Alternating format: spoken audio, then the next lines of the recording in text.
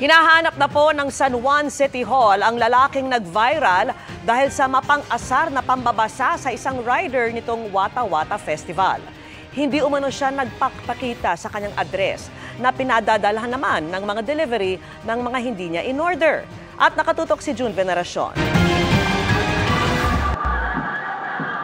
Sa dami ng mga nakisali sa basaan ng piyesta ng San Juan, isang tao ang pinakatumatak sa isip ng publiko dahil sa mapang-asar na ginawa niya sa isang rider na ginamitan niya ng water gun. Siya ngayon ang nagiging muka ng Wata Wata Festival at nakakalungkot at nakakagalit.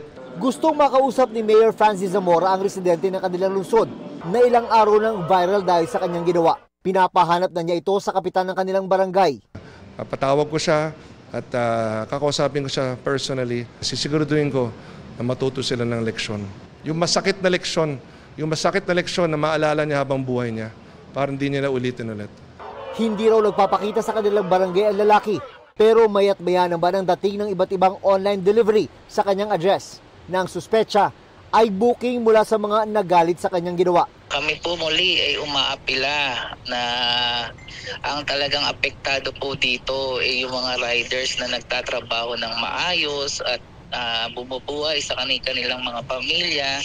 Tayo po sana ay itigil na po ang itong mga pagpapadala ng kahit na anuman.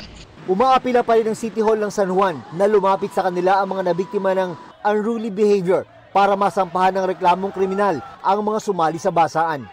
May mga positibo nang nakilala at padadalhan sila ng violation ticket para pagmultahin sa ilalim ng City Ordinance No. 51 Series of 2018. Aminado ang city government na marami ang dapat baguhin sa lumang ordinansa kaya gagawa raw ng bago ang City Council. Balak ng LGU na maglaan ng iisang basaan zone sa bahagi ng Pinaglabanan Road. Plano ring gawing 5,000 piso ang multa sa mga violator, hindi tulad ng umiiral na ordinansa na magkakaiba ang multa depende kung first, second o third offense. Para sa GMA Integrated News, June Veneracion, nakatutok 24 oras.